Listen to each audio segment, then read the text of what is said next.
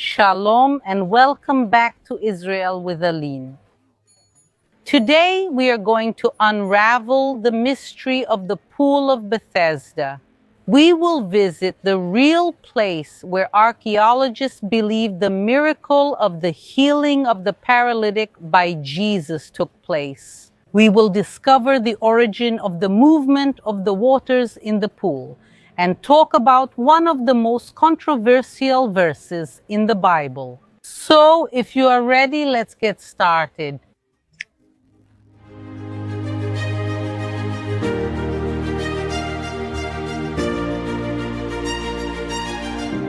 One of the greatest miracles of Jesus here in Jerusalem was the healing of the paralyzed man at the Pool of Bethesda.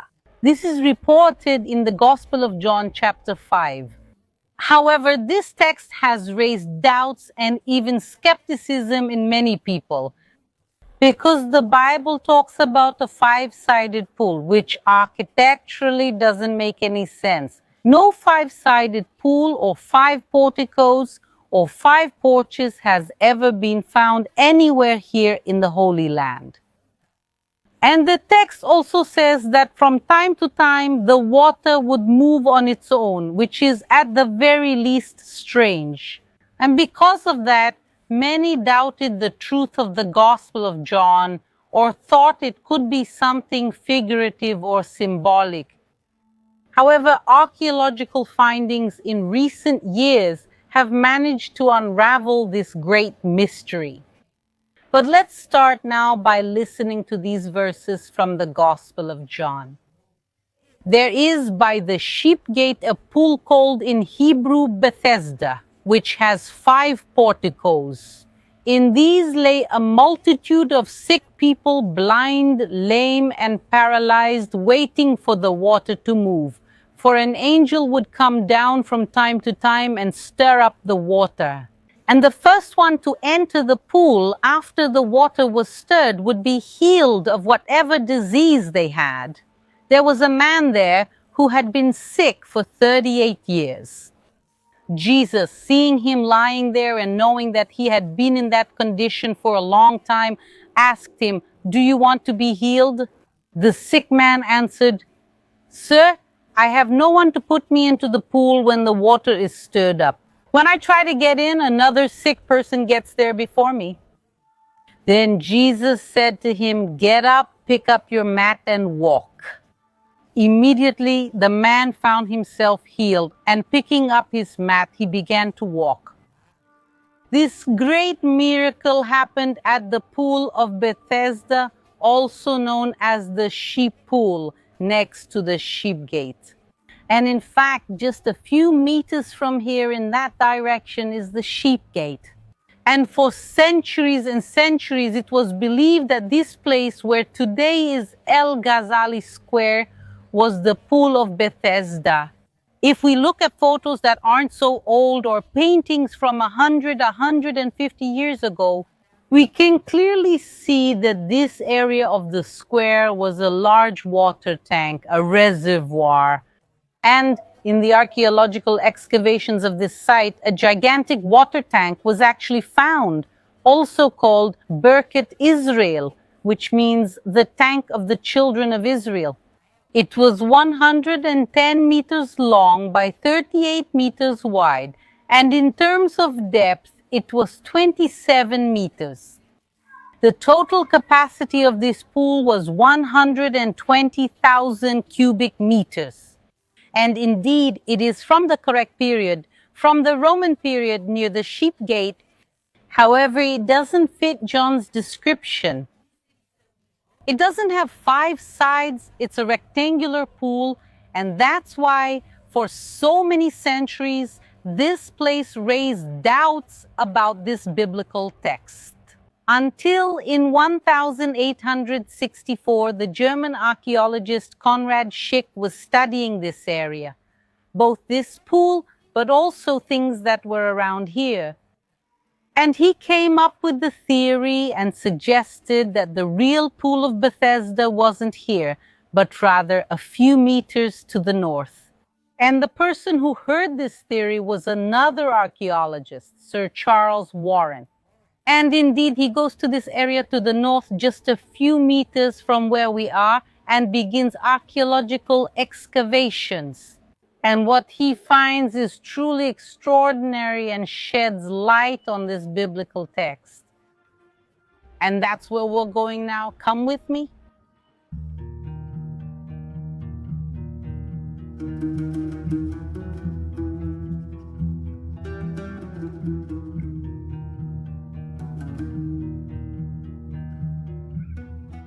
Charles Warren was able to prove that this is indeed the pool of Bethesda, the sheep pool.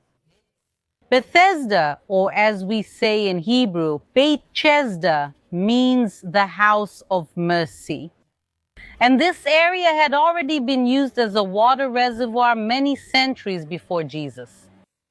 Experts estimate that in the 8th century before Christ, this area already functioned as a dam and a water reservoir. Simple, but it worked. Later it was improved and expanded during the Greek period, which means about 2,200 years ago. And finally, when King Herod the Great comes, he builds Bethesda, which Jesus knew. We are walking around the real pool of Bethesda. And we came here today also to answer a very important question. The Bible was right. This pool really has 5 sides, 5 porticos. Let's see what archaeology has to tell us. The first thing you must already be noticing is the size of this pool. The wall that's here, right below me, is 100% original. It's over 2,000 years old. It was like this, but better preserved when Jesus passed through here. However, the wall in front of me and the one beside me haven't even been excavated yet. The pool was much, much, much bigger. We still don't know exactly how big it was, but it is rectangular. How can it be that the Bible tells us there was a pool of Bethesda here with 5 porticos? Let's start by understanding what these 5 sides, 5 porticos are. In ancient times, there was a very common architectural style, which was the porticos. It was an area full of columns, and over this area, a roof. And it was also very common for porticos to be built around pools. So imagine that in this area there were many columns and a roof, and people could stay in the shade before entering the water. And actually better than us nowadays who are here in this sun. In ancient times they had this convenience here. So if there was a rectangular pool here, there were 4 porticos.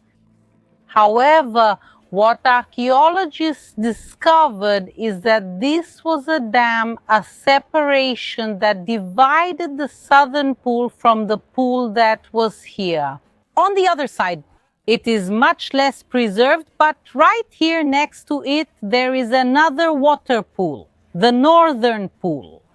And the pool of Bethesda has this whole complex as a single place.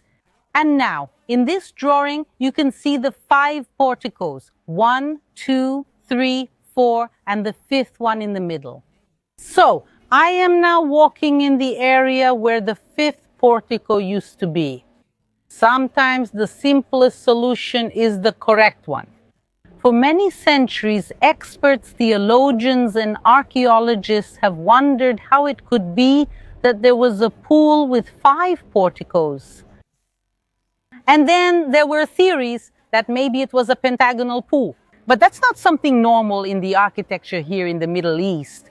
They started coming up with theories that maybe it was something figurative, that it was something symbolic.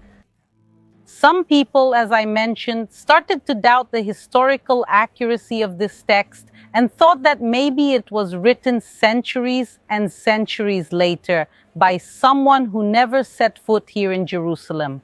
But when the archaeologists came here and started to dig, they discovered the simplest thing.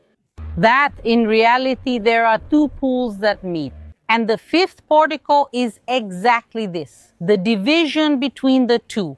And this shows that without a doubt, John was here. He knew the architecture of this place and the geography of this area down to the smallest details, to tell us that the sheep pool was next to the sheep gate, which is what we now call the Lion's Gate. So the answer to our first question is, was the Bible right about the porticos? Yes, without a doubt. And now, let's try to find out what archaeology has to tell us about the movement of the waters and the miracles that happened here.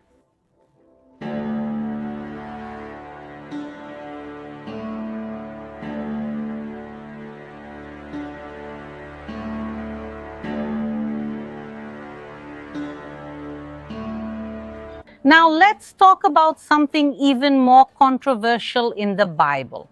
There is, by the sheep gate, a pool called in Hebrew Bethesda, which has 5 porticos. In these lay a multitude of sick people, blind, lame, and paralyzed. And the next verse is the controversial verse. In some Bibles, it appears normally. In others, it is completely omitted. In others, like in the translation I'm using today, the New Almeida Updated Version, it appears in parentheses, waiting for the water to move because an angel would come down from time to time and stir it. And the first one to enter the pool after the water was stirred would be healed of any disease they had.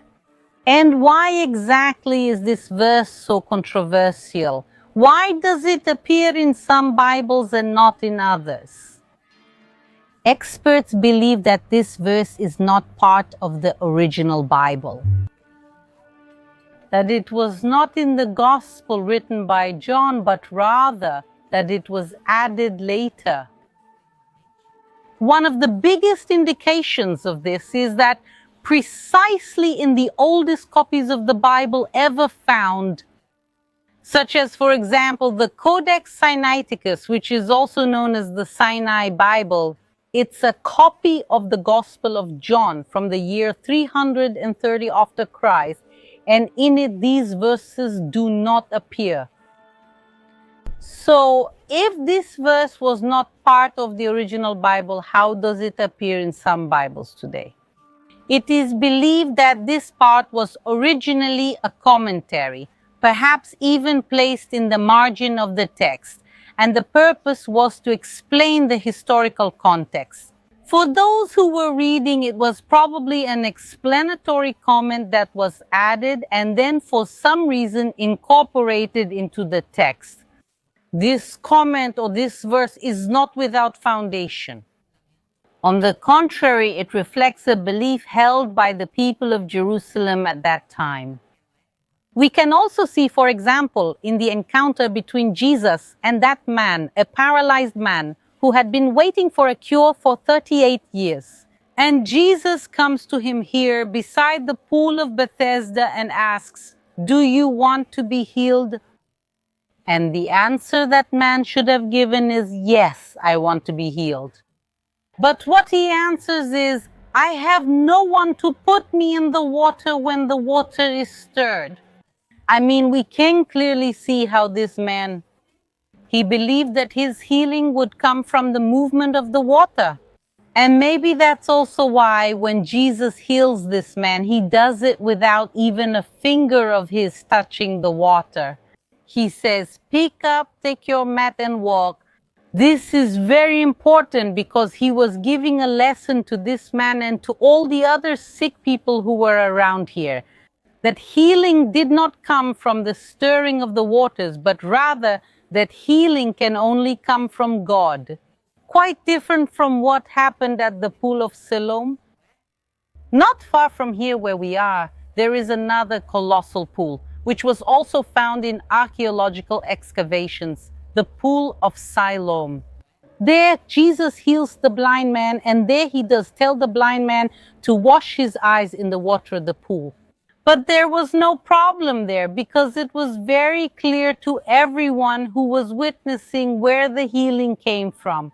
Here, Jesus wanted to teach them that the water had nothing to do with the healing, that the healing came only from God. So Jesus was changing that man's life, but also giving a lesson here to all the crowds.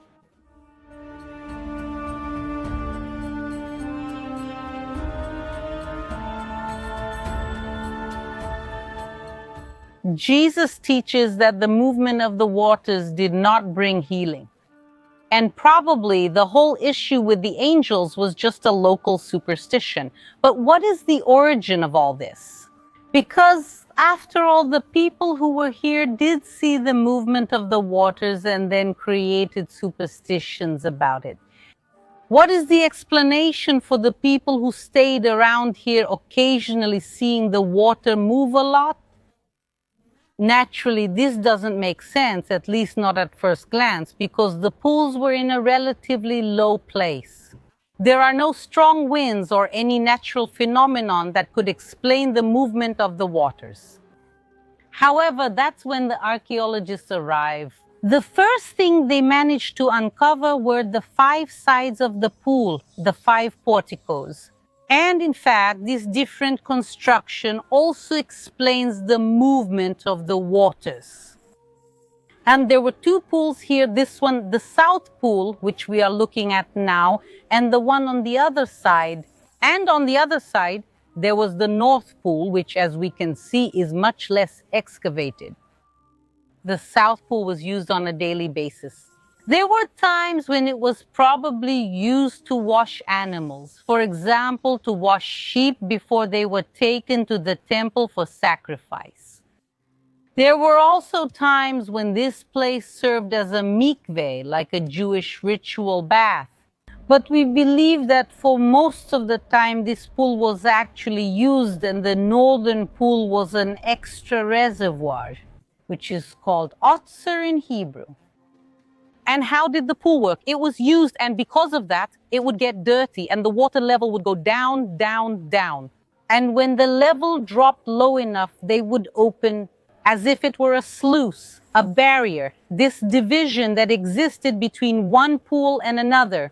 At the lower part, there was a sluice that could be opened and closed. And because the north pool was a little bit higher, if that sluice was opened, the water would flow from one side to the other. And if someone opened that sluice, what would happen here in the south pool? Suddenly, out of nowhere, the water would start to swirl and move and maybe even bubble. Suddenly, from the bottom up, the waters would move. But in reality, it was nothing more and nothing less than the daily maintenance of these 2 pools. And this explains archaeologically how there was movement of the waters. The archaeological excavations of Bethesda are an archaeological triumph, proof of the historical accuracy of the events in the Bible down to the smallest details. For example, the movement of the waters and the 5 porticos. But Bethesda also has another lesson to teach us, how easily historical truth can be manipulated. And precisely, I want to show you this wall that is here. It is part of a pagan temple for the Roman god Asclepius, the god of healing and medicine. See how the world changes and how faith sometimes also ends up changing here in this place. This was a place of superstition where people came to seek healing through the waters. The moment Jesus comes here and performs his miracle, it becomes an important place for all Christians. And the first Christians of the Holy Land already came to see and get to know this place. However, in the year 130, Emperor Hadrian, who was a pagan, knowing the historical importance of this place, came and built a pagan temple here for Asclepius, the god of healing. The idea was to tell the Jews and Christians who came to this place, are you seeking healing? Are you sick? Come into our temple. Come seek healing through Asclepius. It was a certain way of doing a mission, trying to attract Jews and Christians to his temple. However, this temple did not last for many centuries, because already in the 4th century, Christianity became the official religion of the entire Roman Empire, including Israel. And this entire complex then here is transformed into a Byzantine church. The church is destroyed during the Muslim period, rebuilt during the Crusader period, and destroyed once again. And nowadays, as we can see, what remains is the archaeology of all these phases. But the most important thing is that even after 2,000 years, the faith of this place has never ceased to exist. And I know that for those who have faith, none of this here is essential. But it really is very beautiful to be able to come here to excavate and understand the Bible even more deeply, as well as its historical truths. Bethesda is a place of contrast. In the background, we see a pagan temple, and in front, the pool of Bethesda, where Jesus performed one of his most important miracles. It is a place of faith even to this day. I hope you enjoyed today's video. A big hug to everyone, and I'll see you next week.